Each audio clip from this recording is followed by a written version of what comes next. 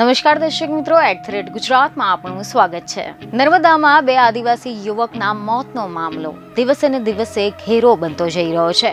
આ બનાવ બાદથી જ આદિવાસી સમાજમાં ભારે આક્રોશ વ્યાપી ગયો છે। આ મામલે આદિવાસી નેતા અને ધારાસભ્ય ચેતર વસાવા આકરા પાણીએ જોવા મળી રહ્યા છે। ચેતર વસાવાએ વિશ્વ આદિવાસી દિવસના રોજ ગરુડેશ્વર કેવડિયા બંધનું એલાન કર્યું હતું।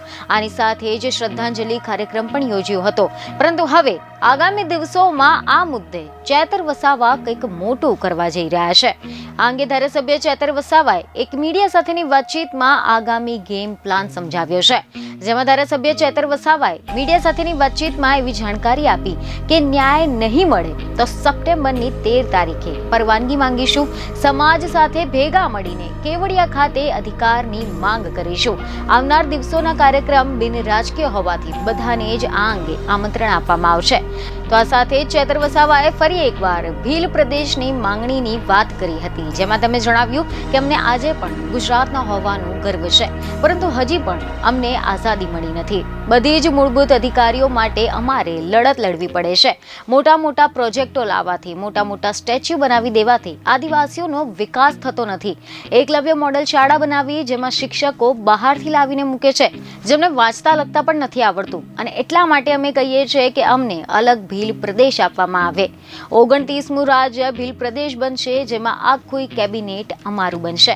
તમે જણાવી દે કે કેવડિયા કોલોની ખાતે દેશનું એકમાત્ર આદિવાસી મ્યુઝિયમ 257 કરોડના ખર્ચે બની રહ્યું છે, પરંતુ રિપોર્ટ એવા મળી રહ્યા છે કે ગત મંગળવારના રોજ રાત્રિના સમયે બે સ્થાનિક યુવકો સંજય તડવી અને જયેશ તડવી મ્યુઝિયમની બાંધકામની સાઇટ પર પહોંચ્યા હતા।